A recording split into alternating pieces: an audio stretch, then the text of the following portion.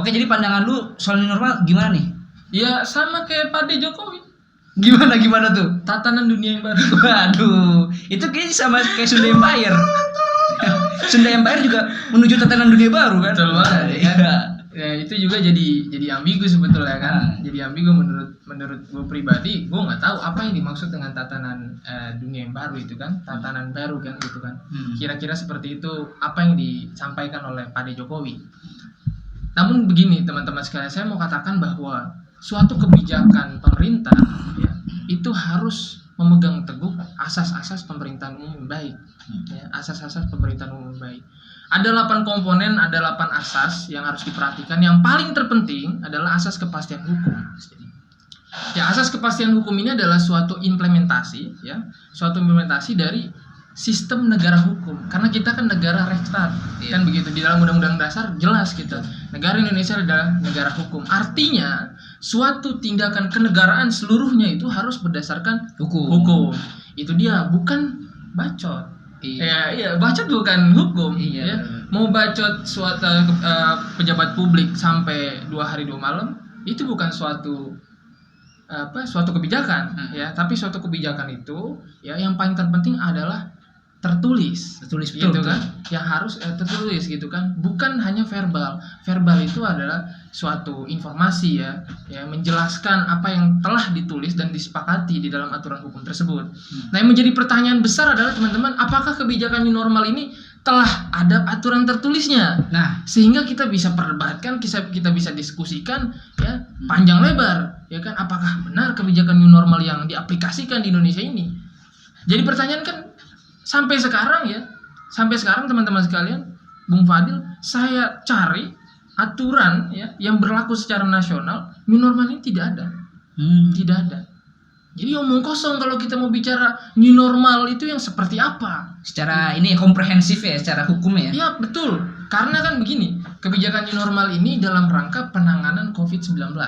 Ya kan? COVID-19 ini telah ditetapkan oleh pemerintah ya sebagai bencana nasional. Iya. Oke, sebagai bencana nasional. Artinya seluruh ya kebijakan untuk menangani COVID-19 ini harus bersifat nasional juga. Betul, ya kan? Harus bersifat nasional. Nah, aturan hukum apa aja sih yang bersifat nasional? Kan begitu, iya. Kan? Ada di dalam hierarki perundang-undangan ya kan. Ada namanya Undang-Undang Dasar. Kan begitu kan? Ada namanya undang-undang, ada namanya peraturan pemerintah. Kan begitu kan? Stop sampai peraturan pemerintah inilah yang berlaku secara nasional. Karena kalau peraturan gubernur, skupnya gubernur, skupnya provinsi. Peraturan wali kota, ya kan, itu skupnya kota. Nah, berarti kan, apakah ada undang-undangnya yang menjelaskan apa yang dimaksud kebijakan new normal? Tidak ada. Kedua, apa ada peraturan pemerintah ya yang menjelaskan kebijakan new normal? Tidak ada. Tidak ada, ya kan? Baik itu peraturan menteri sekalipun, tidak ada yang menjelaskan apa yang dimaksud dengan kebijakan new normal secara definitif, karena hukum itu harus ada ketentuan umum, Bung Fadil. Ya, contoh kita mau diskusi masak panjang diskusi terkait dengan masak panjang lebar kita. Sekarang pertanyaannya, kalau hukum, aturan hukum, apa yang dimaksud dengan masak? Memasak itu apa? Itu dulu yang harus kita selesaikan kan, baru kita nanti persoalan teknis bagaimana nanti di lapangan. Itu jadi saya pada intinya mau mengatakan, pemerintah tolong jangan buat membingungkan masyarakat ya kan, apa yang dimaksud dengan kebijakan new normal. Buat aturan tertulis ya kan, supaya kita mengerti ya kan, supaya kita mengerti apa yang dimaksud dengan kebijakan new normal, bukan penjelasan ya kan secara subjektif masing-masing pejabat publik menjelaskan normal padahal tidak ada aturan tertulisnya. Ini membuat ambigu di masyarakat dan membingungkan sekali. Itu secara garis besar keluh kesah saya sebetulnya dengan pemerintah, yang seharusnya pemerintah mengerti, sekelas pemerintah kan, ya kan, sekelas pemerintah itu harus ya terimplementasi asas kepastian hukum. Karena gini Bung Fadil, tidak mungkin perdebatan ini bisa tuntas ketika tidak ada landasan legal basis gitu. Landasan dasar hukumnya apa? Ya udah, kalau kayak gitu perang argumentasi aja, nggak pernah kelar. Itu menurut saya, Bung Fadil. Benar. Kalau perang argumentasi kan tinggal pemikiran orang-orang itu sendiri ya. Iya dong, pasti kan, kebenaran itu pasti jadi subjektif. Nah, memang ini saya lihat juga, jadi masing-masing daerah ini mempunyai istilah sendiri nih. Kayak Jakarta punya PSBB transisi.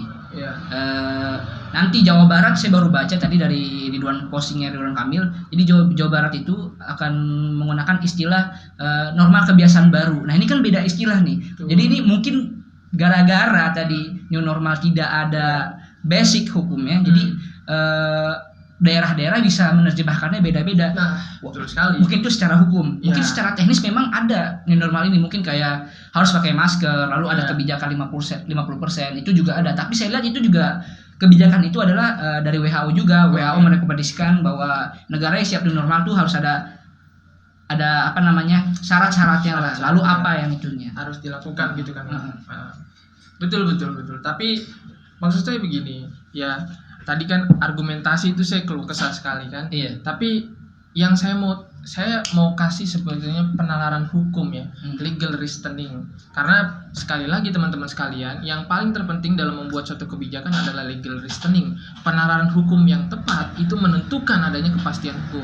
Itu dia.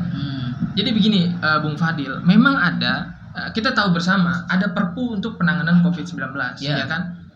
Yaitu PSBB, ya kan, suatu kebijakan untuk menangani penyebaran COVID-19.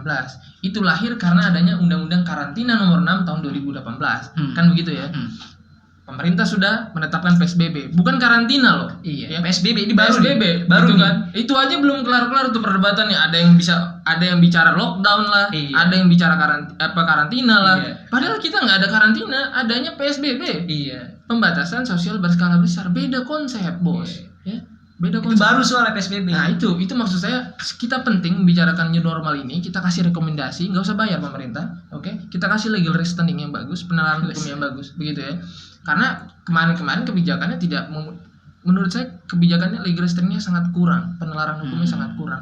Saya nggak tahu sengaja atau tidak sengaja, tapi sekelas pemerintah nggak mungkin dong nggak sengaja. Oke. Kebijakan new normal ya. Kita pakai landasan dasar apa sih sebetulnya yang tidak dinormalkan. Itu dulu dong.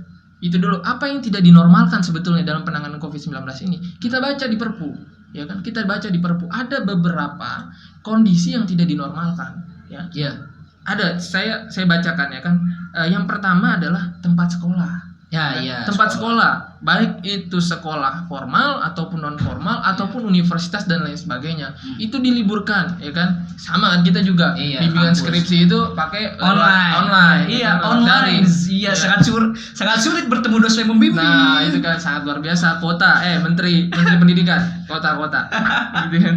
Nah kemudian yang kedua Bung Fadil adalah tempat kerja. Makanya kita kenal work from home ya kan. Ya kan itu WFH itu kan, itu kita laksanakan. Lalu kemudian pembatasan kegiatan keagamaan, masjid ditutup. Udah lama kita nggak sholat berjamaah di masjid kan, begitu kan.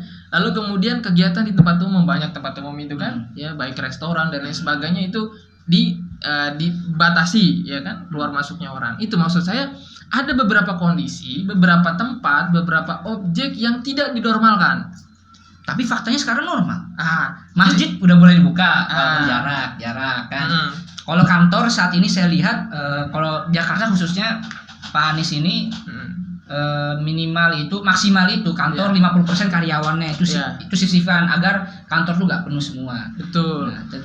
Jadi begini Bung Fadil, saya mau kasih penalaran hukum gitu kan. Ada yang tidak dinormalkan, tadi yang saya sebutkan. Berarti kalau mau new normal, artinya objek yang tidak dinormalkan inilah yang difokuskan untuk normal kembali. Ya kan? Untuk normal kembali, kan seperti itu, ya kan? Beberapa objek yang tidak dinormalkan kembali. Nah, normalkan kembali inilah yang dikatakan new normal, ya kan? Dinormalkan tapi dengan keadaan baru, ya kan? Penormalan yang baru, bukan begitu kan? Nah, itu dia. Nah, menurut saya emang ada kebijakan yang keterkaitan dengan new normal ini, ya kan, yaitu keputusan Menteri Kesehatan, ya kan? Keputusan Menteri Kesehatan tentang panduan pencegahan pengendalian corona Pak. Ya Corona. Ya versi Indonesia lokal tuh corona. Masalah ini sebentar ya. Corona, ya kan, di tempat kerja, perkantoran dan industri dalam mendukung keberlangsungan usaha pada situasi pandemi. Artinya keputusan menteri ini sebetulnya udah